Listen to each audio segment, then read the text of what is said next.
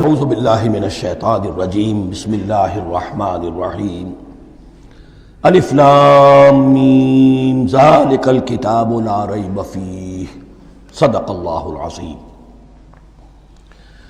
الف لام میم حروف مقطعات ہیں جن کے بارے میں عرض کر چکا ہوں۔ ذالک الکتاب لا ریب فیہ، یہ وہ کتاب ہے اس میں کوئی شک نہیں۔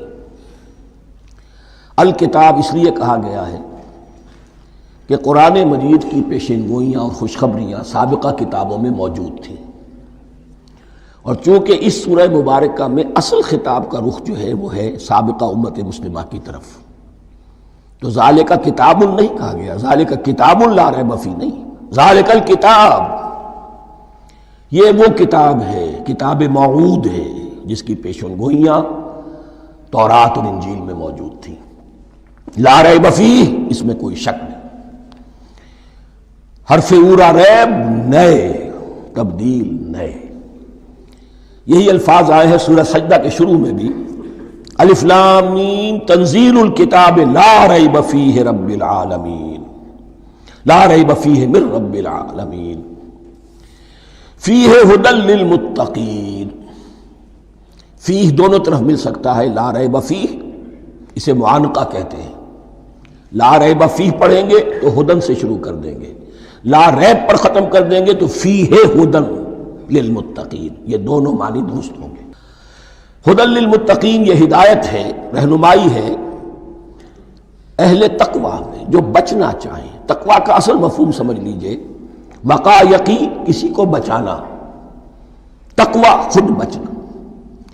جن لوگوں کے اندر فطرت سلیمہ ہوتی ہے ان میں اخلاقی حس موجود ہوتی ہے، وہ بری چیز سے بچنا چاہتے ہیں، بھلی کو حاصل کرنا چاہتے ہیں، وہ لوگ ہیں کہ جو گویا کہ اس قرآن کا اصل مخاطب ہے، وہی اس سے استفادہ کر سکیں گے۔ الذین یؤمنون بالغیب، اب ان کے کچھ اوصاف، یہ اصل میں بہت زیادہ واضح ہوتا ہے تعویل خاص کے اعتبار سے کہ دیکھ لو درخت کو اپنے پھل سے پہچانتے ہیں، اس قرآن کے پھل موجود ہیں نا، یہ ابو بکر اور عمر اور عثمان اور علی کون ہیں؟ یہ جو مہاجرین آئے ہیں چل کر، مدینے والوں دیکھو یہ کون ہیں، ان کی شخصیتیں کیا ہیں، ان کا کردار کیا ہے، ان کے اوصاف کیا ہے، یہ کس درخت کے پھل ہیں، یہ اس بینہ کے پھل ہیں، یہ اس ذکرہ کے پھل ہیں۔ بینہ رسول من اللہ یتلو صحفا مطہرۃ فیہا کتب قیمہ، یہ اس شجرہ مبارکہ کے پھل ہیں، دیکھ لو ان کے کیا شب و روز ہیں۔ الذین یؤمنون بالغیب، جو غیب پر ایمان رکھتے ہیں۔ تعویل عام کے اعتبار سے اس کا بہت اہم مفہوم ہوگا، جو یہ طے کر لے کہ سوائے مادے کی دنیا کے مجھے اس سے آگے جانا ہی نہیں، unless I can verify۔ آپ کو معلوم ہے کہ میٹیریل جو حقائق ہیں وہ تو آپ ویریفائی کر سکتے ہیں، آنکھ سے دیکھ سکتے ہیں، کان سے سن سکتے ہیں، ویریفائڈ ہیں۔ جو یہ سمجھ لے گا کہ اس کے بیونڈ کچھ نہیں ہے، اس کے لیے قرآن میں کوئی ہدایت نہیں۔ ہدایت قرآنی کا نقطہ آغاز یہ ہے کہ انسان یہ سمجھ لے کہ جو اصل حقیقت ہے وہ مستور ہے، نگاہوں سے چھپی ہوئی ہے، سامنے جو کچھ نظر آ رہا ہے۔ ایک انگلستان کے بہت بڑے فلسفی کی کتاب کا عنوان ہے appearance and reality, reality and appearance, Bradley کی کتاب۔ اپیئرنس جو کچھ نظر آ رہا ہے یہ حقیقت نہیں، حقیقت اس کے پیچھے ہے۔ اور کنفیوشس کا ایک جملہ ہے جو بہت بڑا حکیم اور فلسفی تھا، چین کا بہت بڑا حکیم اور فلسفی، اور ہو سکتا ہے کہ نبی ہو، واللہ عالم، ہم کہہ نہیں سکتے۔ اس کی تعلیم بڑی اخلاقی تعلیم ہے، اور اس کا جملہ سنیے، یہ یؤمنون بالغیب کی اس سے زیادہ صحیح تشریح ممکن نہیں۔ There are certain things, there's nothing more real than what cannot be seen, and there's nothing more certain than what cannot be heard۔ وہ حقائق جو آنکھوں سے نہیں دیکھے جا سکتے اور کانوں سے نہیں سنے جا سکتے، ان سے زیادہ یقینی اور واقعی حقائق اور کوئی نہیں۔ There's nothing more real than what cannot be seen, and there's nothing more certain than what cannot be heard۔ الذین یؤمنون بالغیب ویقیمون الصلاۃ، نماز قائم کرتے ہیں، ومما رزقناہم ينفقون، اور جو کچھ ہم نے انہیں دیا ہے اس میں سے خرچ کرتے ہیں، خیر میں، بھلائی میں، نیکی میں، ابناء نو کی حاجات کو رفع کرنے میں، لوگوں کی تکلیفیں دور کرنے میں، خود اللہ کے لیے، اللہ کی رضا جوئی کے لیے، اللہ کو قرض حسنہ دیتے ہوئے۔ والذین یؤمنون بما انزل الیک وما انزل من قبلک، اور وہ کہ جو ایمان رکھتے ہیں اس پر بھی جو آپ پر نازل کیا گیا ہے محمد صلی اللہ علیہ وسلم، اور اس پر بھی کہ جو آپ سے پہلے نازل کیا گیا۔ یہ بہت اہم الفاظ ہیں، اس لیے کہ عام طور پر آج کل ہمارے ہاں یہ خیال پھیلا ہوا ہے کہ یہ تورات اور انجیل کے پڑھنے کا کوئی فائدہ نہیں، کوئی ضرورت نہیں، کوئی ضرورت نہیں کی حد تک تو شاید بات صحیح ہو، لیکن کوئی فائدہ نہیں، یہ بالکل غلط ہے۔ یہ ابتدا ہے قرآن کی، اور کس قدر اہتمام کے ساتھ کہا جا رہا ہے، ایمان صرف قرآن پر نہیں، اس پر بھی کہ جو اس سے پہلے نازل کیا گیا۔ اور سورہ نساء کی آیت، اور سورہ نساء نازل ہوئی ہے کہیں جا کر سن 6 ہجری میں، یا ایھا الذین آمنوا آمنوا باللہ ورسولہ والکتاب الذی نزل علی رسولہ والکتاب الذی انزل من قبل۔ تو اس سے ایمان جو ہے تورات پر اور انجیل پر اور زبور پر اور صحف ابراہیم پر، اجمالی ایمان کی جو اہمیت ہے اس کو اچھی طرح سمجھ لیجیے۔ البتہ یہ ہے کہ چونکہ ہم سمجھتے ہیں اور جانتے ہیں کہ ان کتابوں میں تحریف ہو گئی ہے، لہذا ان کتابوں کی کوئی شے قرآن پر حجت نہیں ہوگی، جو چیز قرآن سے ٹکرائے گی ہم اس کو رد کر دیں گے، ان کتابوں کی کسی شے کو دلیل کے طور پر نہیں لائیں گے۔ لیکن جہاں قرآن مجید کی کسی بات کی نفی نہ ہو رہی ہو تو بہت سے حقائق ہمیں ان کتابوں ہی سے ملتے ہیں۔ انبیاء کے مابین جو زمانی ترتیب ہے، کرونالوجیکل آرڈر جو ہے، وہ تو ہمیں تورات سے ملتا ہے، قرآن میں تو نہیں۔ قرآن میں کبھی حضرت نوح کا ذکر بعد میں ہے، حضرت موسیٰ کا پہلے، وہاں تو کسی اور پہلو سے ترتیب آتی ہے، لیکن وہاں ہمیں تاریخ ملتی ہے ابراہیم کی، اسحاق کی، یعقوب کی، انبیاء بنی اسرائیل کی، موسیٰ کی، عیسیٰ کی، یہ ساری چیزیں۔ تو اس کی اہمیت جو ہے اس کو سمجھ لیجئے۔ والذین یؤمنون بما انزل الیک وما انزل من قبلک وبالآخرۃ ھم یوقنون، آخرت پر وہ یقین رکھتے ہیں۔ نوٹ کرنے والی بات کیا ہے کہ باقی سب چیزوں کے لیے لفظ ایمان آیا، آخرت کے لیے ایقان کیوں؟ واقعہ یہ ہے کہ انسان کے عمل کے اعتبار سے سب سے زیادہ مؤثر شے ایمان بالآخرہ ہے۔ ایمان بالآخرہ ہے تو عمل سیدھا رہے گا کہ ہاں مجھے جواب دہی کرنی ہے، جانا ہے، اٹھنا ہے، اللہ کے حضور حاضری ہے۔ اگر یہ یقین ہے تو عمل صحیح ہوگا۔ اس میں کمی ہو گئی تو توحید جو ہے وہ بھی بس ایک عقیدہ، ایک ڈوگما بن کے رہ جائے گی۔ ایمان بالرسالت بھی بدعات کو جنم دے گا، عید میلاد نبی منا لیجئے اور کچھ عشقیہ اشعار کہہ دیجئے، نعتیہ اشعار کہہ دیجئے، اللہ اللہ خیر صلی اللہ، یہ ایمان بالرسالت کے مظہر ہوں گے۔ عمل انسان کا درست ہوتا ہے آخرت کے یقین کے ساتھ۔ وَبِالْآخِرَةِ هُمْ يُوقِنُونَ، آخرت پر انہی کا یقین ہے، انہی کا یقین ہے۔ یہ حصر بھی ہے اس اعتبار سے کہ یہودی میں مدعی تھے کہ ہم آخرت پر یقین رکھتے ہیں، یہاں کنٹراسٹ دکھایا جا رہا ہے، آخرت پر یقین رکھنے والے یہ لوگ ہیں، اور تعویل خاص کے اعتبار سے وہ لوگ موجود ہیں تمہاری نگاہوں کے سامنے۔ 13 برس کی محنت کی کمائی محمد الرسول اللہ صلی اللہ علیہ وسلم کی، اس کتاب کی، یتلو علیہم آیاتہ ویزکیہم ویعلمہم الکتاب والحکمہ، اس کا جو نتیجہ ہے وہ تمہارے سامنے ہے۔ اولئک علی ھدی من ربہم، یہ وہ لوگ ہیں جو اپنے رب کی طرف سے ہدایت پر ہیں۔ وہ ابتدائی ہدایت بھی ان کے پاس تھی، اور یہ تکمیلی ہدایت بھی، قرآن پر بھی ان کا یقین پورا ہے، اور محمد کا اتباع بھی وہ کر رہے ہیں۔ وَأُولَٰئِكَ هُمُ الْمُفْلِحُونَ، اور یہی وہ لوگ ہیں جو فلاح پانے والے ہیں۔ فلاح کا لفظ بھی قرآن مجید کی بڑی اہم اصطلاح ہے، منزل مراد کو پہنچ جانا، کسی باطنی حقیقت کا عیا ہو جانا۔ اسی لیے اس پر پھر گفتگو انشاءاللہ ہوگی سورہ مومنون کے شروع میں، لیکن یہ کہ فلاح پانے والے، کامیاب ہونے والے اصل میں یہی لوگ ہیں۔ تو گویا کہ تعویل خاص میں صحابہ کرام کی طرف اشارہ ہو گیا، تعویل عام میں ہر شخص کو بتا دیا گیا اگر قرآن کی ہدایت سے مستفید ہونا ہے تو یہ اوصاف اپنے اندر پیدا کرو۔ اب دوسرا گروہ، ان الذین کفروا سواء علیہم انذرتہم ام لم تنذرہم لا یؤمنون، یقیناً جن لوگوں نے کفر کیا، اور یہاں مراد کیا ہے؟ جو کفر پر اڑ گئے ہیں۔ اس کو ہم تعویل عام میں نہیں لے سکتے، اس لیے کہ اگر تو ہم اس کو عام میں لے لیں گے تو اس کے معنی تو یہ ہوں گے جس شخص نے کسی وقت کفر کیا اب وہ ہدایت پر آ ہی نہیں سکتا۔ نہیں، یہ بات نہیں ہے۔ کوئی کفر میں ہے، وہ غالطے کی بنا پر ہے، عدم توجہی کی بنا پر ہے، حق اس پر واضح نہیں ہوا ہے اس لیے ہے، تو آپ اسے سمجھائیں گے، انذار و تبشیر سے اسے فائدہ ہو جائے گا، واعظ و نصیحت سے فائدہ ہو جائے گا۔ ایک وہ ہے کہ جو حق کو سمجھ کر، پہچان کر اور پھر اڑ گئے، ضد کی وجہ سے، ہٹ دھرمی کی وجہ سے، تعصب کی وجہ سے، تکبر کی وجہ سے، حسد کی وجہ سے۔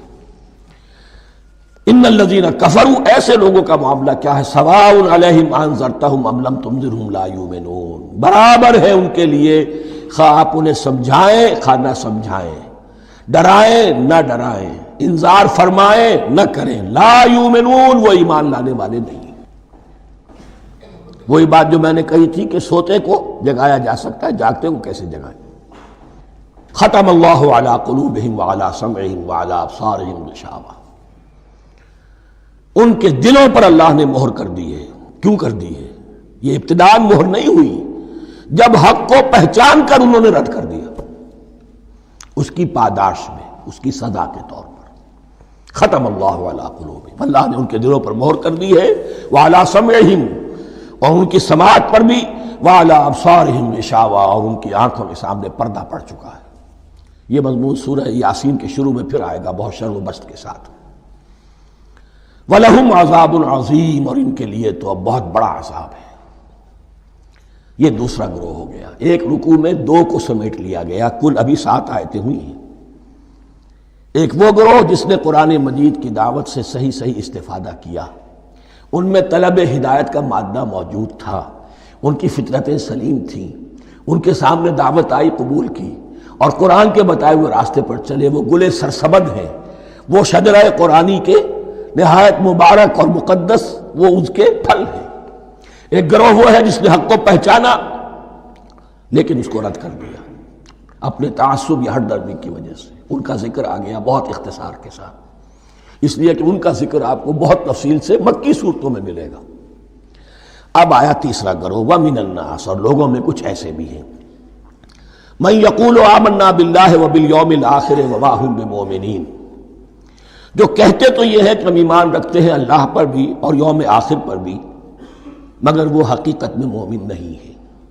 یہاں ایک بات سمجھ لیجئے، اکثر اور بیشتر مفسرین نے اس تیسری کیٹیگری کے بارے میں یہی رائے قائم کی ہے کہ یہ منافقین مذکور ہیں یہاں، اگرچہ لفظ منافق یا لفظ نفاق نہیں آیا یہاں، لیکن مولانا امیر احسن اصلاحی صاحب نے ایک رائے ظاہر کی ہے جو بڑی قیمتی ہے، وہ یہ کہ یہاں ایک کردار کا نقشہ کھینچ دیا گیا ہے۔ غور کرنے والے غور کر لیں، دیکھ لیں، جس پر بھی وہ چسپاں ہو جائے۔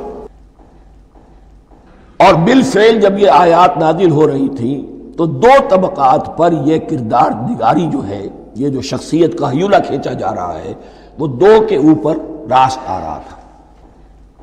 ایک علماء یہود، وہ بھی کہتے تھے کہ ٹھیک ہے محمد جو کہہ رہے ہیں، ہم بھی اللہ کو مانتے ہیں، آخرت کو بھی مانتے ہیں، اسی لیے یہاں رسالت کا ذکر نہیں ہے۔ بھئی ہم محمد ہی کو نہیں مانتے نا صلی اللہ علیہ وسلم، باقی اگر 1.25 لاکھ نبی آئے ہیں تو باقی 1.25 لاکھ کو تو ہم مانتے ہیں، ایک محمد کو نہیں مانا، ایک عیسیٰ کو نہیں مانا، بس۔ تو ہمیں بھی مانا جانا چاہیے کہ ہم بھی مسلمان ہیں۔ ایک یہ ان کی رائے ہے، اور واقعہ یہ ہے کہ یہاں اس طریقے کا تذکرہ ہو رہا ہے کہ جس سے ان کا کردار بھی جھلک رہا ہے، روح سخن ان کی طرف جا رہا ہے۔ مجھے یاد ہے اپنی 10ویں جماعت کے زمانے میں دہلی میں نے دیکھا تھا کہ ناٹ سرکس، وہاں کا ایک بڑی مارکیٹ ہوتی تھی، تو جوتے کی ایک دکان پہ ایک بہت بڑا جوتا لٹکایا ہوا تھا، بہت بڑا، اور لکھا تھا free to home it fits, جس کے پاؤں میں یہ ٹھیک ٹھیک آ جائے وہ لے جائے اس کو. تو یہ free to home it fits ہے، ایک کردار ہے. اب یہ کردار جس کے اوپر بھی فٹ بیٹھ جائے، ان میں یقیناً زیادہ تو غلبہ یہی ہے جو مفسرین کی رائے ہے، منافقین کا معاملہ جو ہو رہا ہے. لیکن یہ کردار بعین نہیں فٹ بیٹھ رہا ہے یہود کے علماء پر. اور یہ بھی نوٹ کر لیجئے کہ جو مدینہ منورہ میں نفاق کا جو پودا پروان چڑھا ہے، بلکہ پودا نہیں کہنا چاہیے، جھاڑ جھکاڑ جو پروان چڑھا ہے، وہ یہودیوں کے زیر اثر. جیسے جنگل کے اندر بڑے بڑے درخت بھی ہوتے ہیں اور اندر جو ہے نیچے جھاڑیاں بھی ہوتی ہیں، تو یہ نفاق کا جھاڑ جھکاڑ جو ہے وہ یہودی علماء کا جو پودا تھا، اور بہت بڑا تھا، اس میں کوئی شک نہیں، اس کے سائے میں پروان چڑھا ہے. ان دونوں میں معنوی ربط بھی ہے. وَمِنَ النَّاسِ مَن يَقُولُ آمَنَّا بِاللَّهِ وَبِالْيَوْمِ الْآخِرِ وَمَا هُم بِمُؤْمِنِينَ. اور لوگوں میں سے کچھ ایسے بھی ہیں جو کہتے تو یہ ہے کہ ہم ایمان رکھتے ہیں اللہ پر اور یوم آخر پر، لیکن وہ مومن نہیں ہیں. يُخَادِعُونَ اللَّهَ وَالَّذِينَ آمَنُوا وَمَا يَخْدَعُونَ إِلَّا أَنفُسَهُمْ. وہ دھوکہ دینے کی کوشش کر رہے ہیں اللہ کو اور اہل ایمان کو. دیکھیں یخادعون جو ہے یہ باب مفعلہ ہے. باب مفعلہ میں کشمکش ہوتی ہے، کشاکش ہوتی ہے، لہذا ترجمہ میں نے کیا کوشش کر رہے ہیں.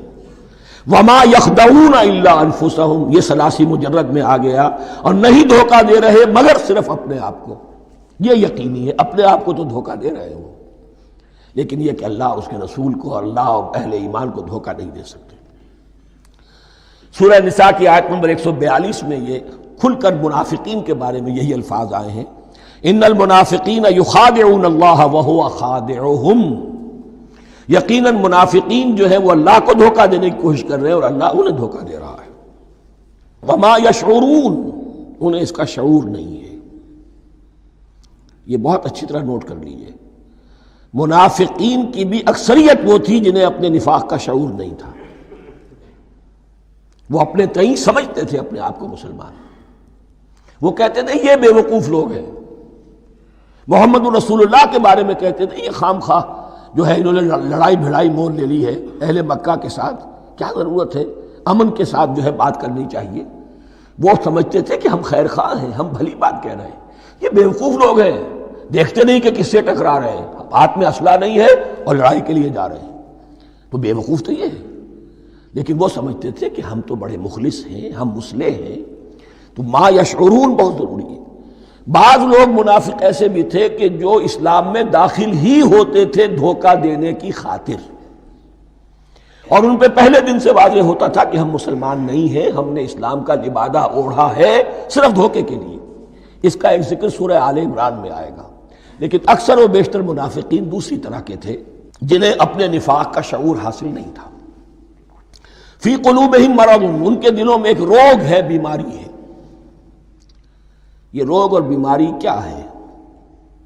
ایک لفظ میں اس کو تعبیر کیا جائے، کردار کی کمزوری، ویکنس آف کیریکٹر.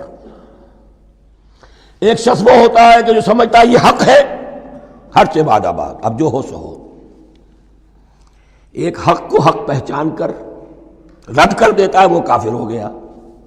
ایک حق کو حق پہچان کر آیا تو صحیح، لیکن ویکنس آف کیریکٹر کی وجہ سے قوت ارادی کمزور ہے. آخرت بھی چاہتے ہیں، دنیا کو بھی ہاتھ سے دینے کو تیار نہیں. یہاں کا بھی کوئی نقصان نہ ہو اور آخرت کا بھی سارا بھلا ہمیں مل جائے. یہ وہ لوگ ہیں در حقیقت کہ اس کو کہا روگ. فی قلوبہم مرض فزادہم اللہ مرضا. تو اللہ نے ان کے مرض میں اضافہ کر دیا. یہ اللہ کی سنت ہے. آپ حق پر چلنا چاہیں، حق کا راستہ آپ کے لیے آسان کر دے گا. آپ برائی کی طرف جانا چاہیں، بڑی سے بڑی برائی آپ کے لیے ہلکی ہوتی چلی جائے گی. کوئی خاص بات ہی نہیں، چلو یہ بھی کر گزرو، جب یہ کر لیا تو یہ بھی کر گزرو. اور اگر آپ بین بین لٹکنا چاہیں تو اللہ اسی پہ چھوڑ دیتا ہے. ٹھیک ہے، آپ سمجھتے ہیں ہم کامیاب ہو رہے ہیں، ہم نے مسلمانوں کو بھی دھوکہ دے لیا، وہ ہمیں مسلمان سمجھتے ہیں، اور یہودیوں کو بھی دھوکہ دے لیا، وہ سمجھتے ہیں کہ ہم ان کے ساتھی ہیں، تو سمجھا کامیاب ہو رہے ہیں. حقیقت میں کامیابی نہیں. فی قلوبہم مرض فزادہم اللہ مرضا ولہم عذاب علیم بما کانوا یکذبون. اور ان کے لیے تو دردناک عذاب ہے. عذاب العظیم کا لفظ آیا تھا اوپر کفار کے لیے، وَلَهُمْ عَذَابٌ عَظِيمٌ 7ویں آیت ختم ہوئی، اور عذاب علیم کا لفظ آیا یہاں، ان کے لیے دردناک المناک عذاب ہے، بما کانوا یکذبون، بسبب اس جھوٹ کے جو وہ بول رہے تھے۔ وَإِذَا قِيلَ لَهُمْ لَا تُفْسِدُوا فِي الْأَرْضِ، اور جب ان سے کہا جاتا تھا مت فساد کرو زمین میں، مراد کیا ہے اس سے؟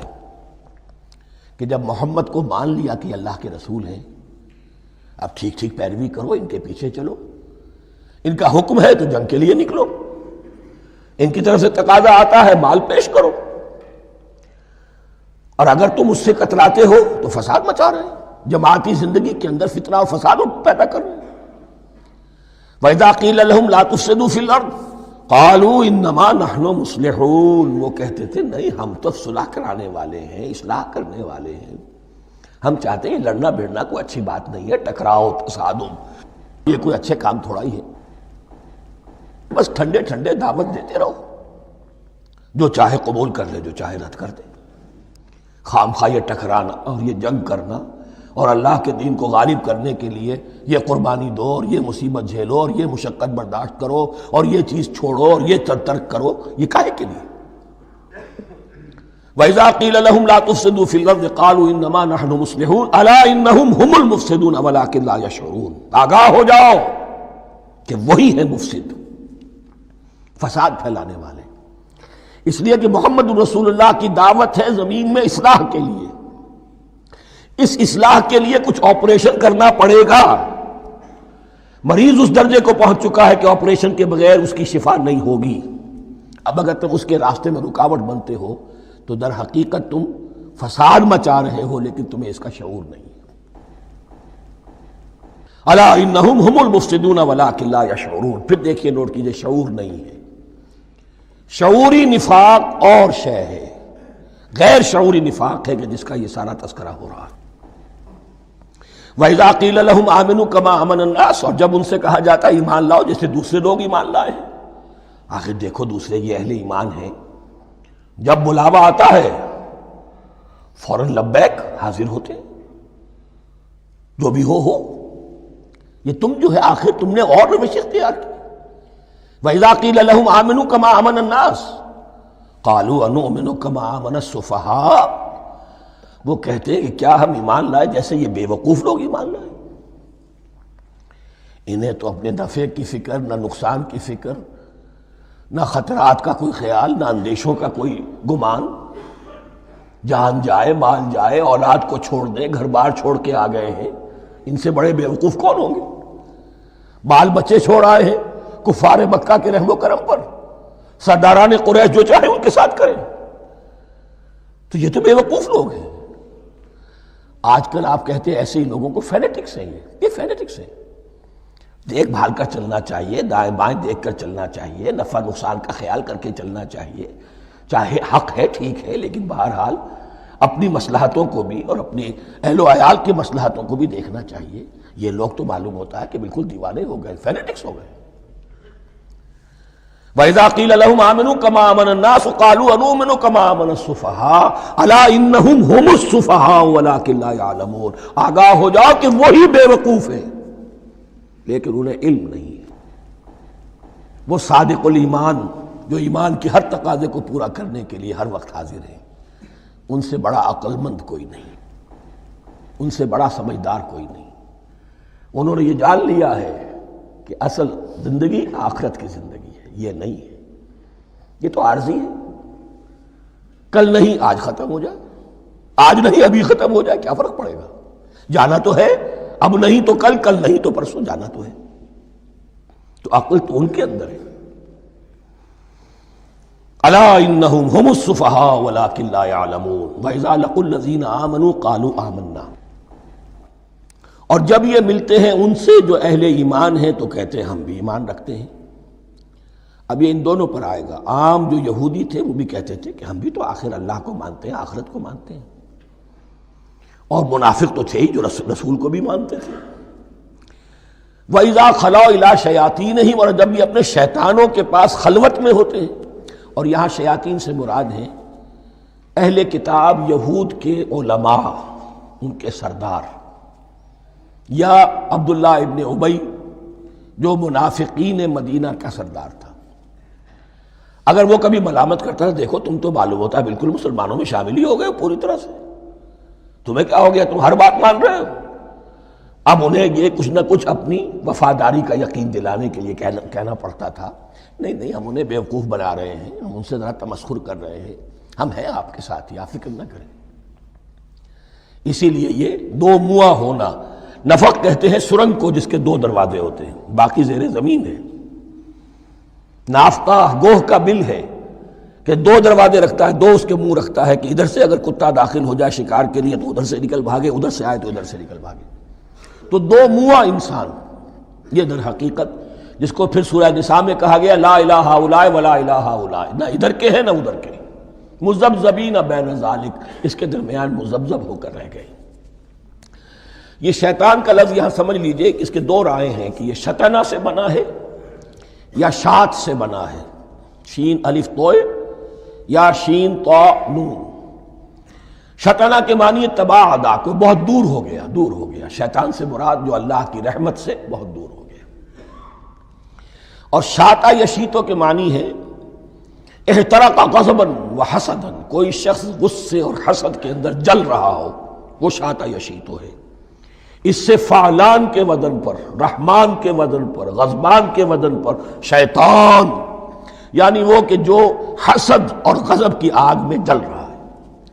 تو یہ ایک تو شیطان وہ ہے کہ جو جنات میں سے ہے، جس کا نام عزازیل تھا پہلے، اب ہم اسے ابلیس کے نام سے جانتے ہیں، وہ ایک شیطان ہے، جنی ہے۔ پھر یہ کہ جو بھی اس کے پیروکار ہیں دنیا میں انسانوں میں سے ہوں یا جنات میں سے ہوں، وہ بھی شیاطین ہیں۔ اسی طرح اہل کفر، اہل زیغ کے جو بڑے بڑے سردار ہوتے ہیں، ان کو بھی شیطان سے تعبیر کیا گیا۔ وَإِذَا خَلَوْا إِلَىٰ شَيَاطِينِهِمْ قَالُوا إِنَّا مَعَكُمْ، اور جب وہ خلوت میں ہوتے ہیں، علیحدگی میں ہوتے ہیں اپنے شیاطین کے پاس، سرداروں کے پاس، کہتے ہیں ہم تو آپ کے ساتھ ہیں، انما نحن مستہزئون، یہ تو ہم ان مسلمانوں کو بیوقوف بنا رہے ہیں، ان سے استہزاء کر رہے ہیں، تمسخر کر رہے ہیں، ہم تمسخر میں کہہ دیتے ہیں کہ ہم بھی آپ کے ساتھ ہیں، آمنا۔ اگر آپ مکمل قرآن سیکھنا چاہتے ہیں تو چینل کو سبسکرائب کر کے بیل کو پریس کر لیں تاکہ ہماری آنے والی ہر ویڈیو کا نوٹیفیکیشن آپ تک پہنچ سکے۔ ہماری حوصلہ افزائی کے لیے ویڈیو کو لائک ضرور کیا کریں اور صدقہ جاریہ سمجھ کر اپنے پیاروں کے ساتھ شیئر کریں۔